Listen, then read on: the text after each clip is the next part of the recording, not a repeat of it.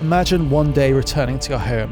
It lays in the shadow of a spire so big it pierces the clouds. You fall asleep only to be awoken by a metallic thud, a heartbeat through the ground. You see flashes of green and screams coming from outside. You look through the window when all you can see are metallic abominations, wearing your neighbours and loved ones prancing their way through the street. This is Warhammer 40,000.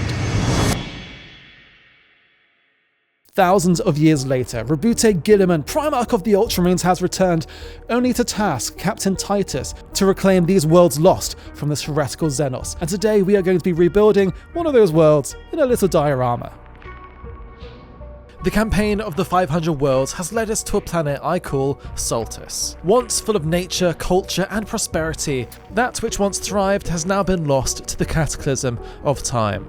So in today's diorama, I want to show an ancient civilization lost to an arisen metallic nightmare that lay beneath their feet for over a millennia. So after slapping our clay to get it nice and ready, it's time to smooth out all of those wrinkles as we get ready to start building this diorama up. Now, I've had the privilege of making quite a few dioramas over the years, so thankfully my bits box is overflowing. Now, most of these bits are actually from the new drop pod and a few various kits I have lying around, but this is the perfect foundation for the diorama. And the way we're going to build this diorama from the ground up literally is by adding all of this extra mud, and it is such a great resource to have, especially when we're building these dioramas. And of course, to make this diorama fit into the theme of the 500 Worlds campaign, it's time to add some Necron bodies, along with a bunch of burned and destroyed trees and foliage surrounding the area. I also found these really cool shrubs. I'm not sure what they're supposed to be fully, but they are the perfect ground texture. They kind of look like vines, but can also act as tiny little trees. They really are pretty cool. Which means only one thing, it's time to turn this clay into a forest wonderland.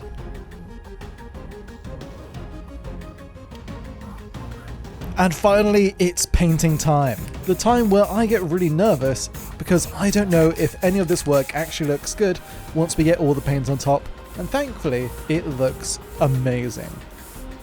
And after airbrushing all of the greens and browns onto this earth, it's time to start hand painting all of those juicy details. Now, I wanted this made up planet Saltus to be a planet full of forests, fully embracing the Star Wars rule of where planets can have no diversity and every planet must be one biome. This planet is pretty much based on Yavin 4, but without a lot of the ancient architecture. Well, the ancient architecture on Saltus is medieval Gothic, but that's still modern in 40k. So I guess if the current architecture is still in theme a few millennia later, is it retro, ancient, or modern? I have no idea here. But I'm really interested, if you make Warhammer or paint any miniatures, do you like to make little backstories for your guys? I find it really interesting when people like to make up whole stories about chapters or certain miniatures. Let me know in the comments. But as you see, the guys in the background are an offshoot of the Imperial Guard that have lived in the stars ever since that fateful day when Saltus fell. There's hundreds, if not thousands, of different variants of Imperial Guard in the lore, and we only really see the Cadians. But I think it's really fun to have this headcanon and use some non-Warhammer models into this diorama. And of course, this truly wouldn't be a proper Warhammer diorama without the best boys ever, the second company of the Ultramarines. Love them or hate them, these guys really do have one of the coolest paint schemes out there. If you told me blue and gold would go together, I would say that's pretty stupid. But it really does, and unbelievably so. I just love their colour scheme. And when building this model earlier, I really wanted to fit him into the diorama, so he's holding one of the Necron's heads in his hand. And I actually really love how this came out. I was really worried the Necron head wouldn't fit in his hand, and it did. What a pleasant surprise. But after giving our Ultramarine a bath in some enamel paints, and then removing them, it's time to head back to the diorama and finish some of the painting.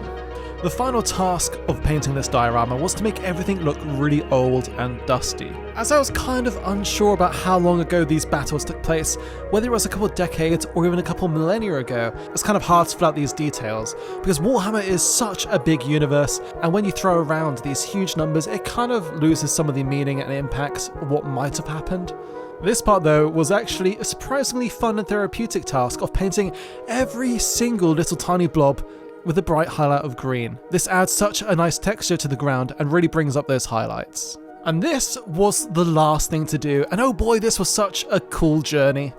Let's have a look. And there it is, our wonderful diorama based on the 500 Worlds conflict. Let me know what you want to see next, and if you enjoyed the video, make sure to share it around, or even like and subscribe. I've been Reese, and I'll catch you in the next one.